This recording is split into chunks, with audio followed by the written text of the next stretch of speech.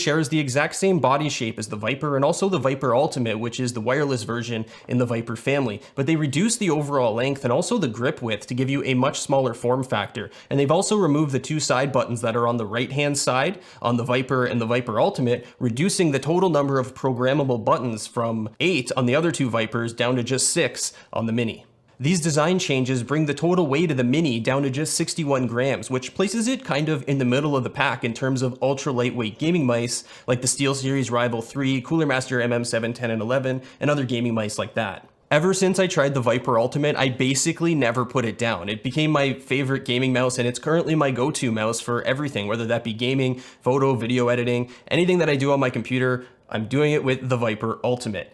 That said, what I'm kind of getting at here is I have a lot of experience with the Viper series. So one of the first things that I noticed going from the Viper Ultimate to the Viper Mini is that the Mini lacks the nice grippy textured surface on the sides that the Viper Ultimate and regular Viper have. So this results in a little bit more of a slippery feel, but at the same time, the small form factor of the Mini makes it a little bit easier for me to grip in my hand, which kind of makes up for that lack of a textured surface. But I think a lot of that comes down to the size of my hands and also the grip style, the way that I grip the mouse. So that's definitely something to keep in mind when you're considering which Viper in the series you might want to go with. The left and right click buttons are powered by Razer's excellent infrared optical switches that have an insanely low actuation response time of just 0.2 milliseconds and also a durability rating of over 70 million clicks.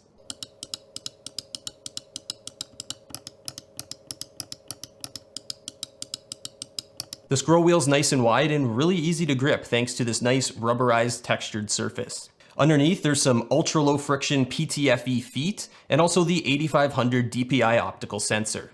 Razer outfitted the Mini with their SpeedFlex cable that's highly flexible and produces very little drag across your desk. It's very similar to the cables on the Cooler Master MM7, 10, and 11 gaming mice, which I am a huge fan of, by the way. They are pretty awesome. And I would say if you're not going wireless, then this type of a cable is a must-have. In gaming, the Viper Mini performed exactly how I was expecting, and that's a good thing because I had pretty high expectations coming from the Viper Ultimate, as I mentioned before.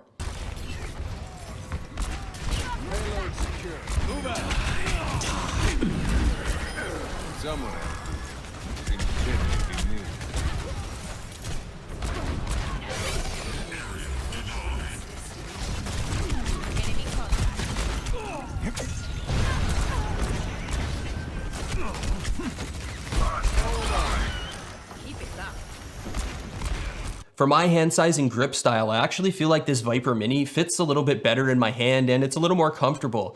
The Viper Ultimate, I always feel like my hand's stretching a little bit to get a good grip on it, and that one shares the same dimensions as the original Viper. So keep that in mind when you're trying to select one of these. The original Viper and the Viper Ultimate are going to be a little bit bigger and probably better suited to larger hand sizes. If you have small to medium sized hands, you might prefer the Mini.